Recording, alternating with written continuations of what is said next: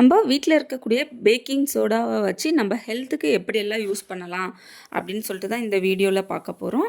First என்னென்னா, நம்ம வந்து டீத் வந்து ரொம்ப மஞ்சளாக இருக்கும். ஒரு சிலருக்கு எவ்வளோ தான் ப்ரஷ் பண்ணாலும் சரி, டீத் வந்து மஞ்சளாக இருக்கும். அந்த பல்லை வந்து நம்ம வந்து வெள்ளையாக்கிறதுக்கு என்ன பண்ணலான்னா, ஒரு டீஸ்பூன் பேக்கிங் சோடா எடுத்துக்கிட்டு அதில் வந்து நம்ம வாஷ் பண்ணி வச்சுருக்கிற ப்ரஷ்ஷை வந்து நல்லா ஈரம் பண்ணிக்கலாம். ஈரம் பண்ணிவிட்டு அந்த ப்ரஷ்ஷில் வந்து பேக்கிங் சோடா ஃபுல்லாக டிப் ஆகிற மாதிரி அந்த ப்ரஷ்ஷை வந்து பேக்கிங் சோடாவில் வந்து டிப் பண்ணிக்கலாம்.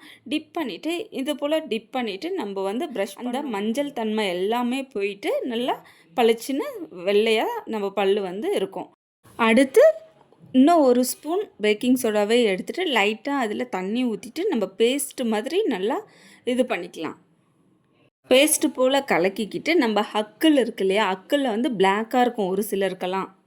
அந்த இடத்துல வந்து நல்லா மசாஜ் கொடுத்துட்டோம்னா கொடுத்துட்டு ஒரு 15 மினிட்ஸ் கழித்து வாஷ் பண்ணிட்டா அந்த இடம் வந்து கொஞ்சம் பிளாக் ஆகிறது வந்து கொஞ்சம் கொஞ்சமாக மறையும். வாரத்தில் ஒரு 3-4 நாள் செய்யலாம்.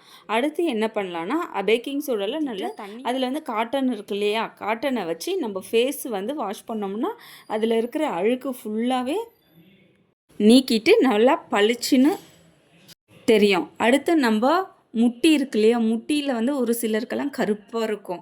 அதில் வந்து நம்ம அந்த காட்டனை வச்சு நல்லா ஸ்க்ரப் பண்ணோம்னா, நல்லா மசாஜ் மாதிரி கொடுத்தோம்னா அந்த அழுக்கெல்லாம் வந்து வந்துடும். அடுத்த டிப் என்ன பார்த்தோம்னா, ஒரு மிக்ஸி ஜாரில் 2 டேபிள் ஸ்பூன் சோடா மாவு, 1 டேபிள் ஸ்பூன் சுகர், ஒரு பிஞ்ச் அளவு சால்ட், அடுத்து ஒரு 4-5 வந்து லவங்கம் எடுத்துகிட்டு நல்லா வந்து நம்ம பவுடர் பண்ணிக்கலாம். பவுடர் மிக்ஸி ஜாரில் வந்து பவுடர் பண்ணிவிட்டு அதை வந்து நம்ம கை விரலில் வச்சு நம்ம பல்லை வந்து தினமும் யூஸ் பண்ணக்கூடாது.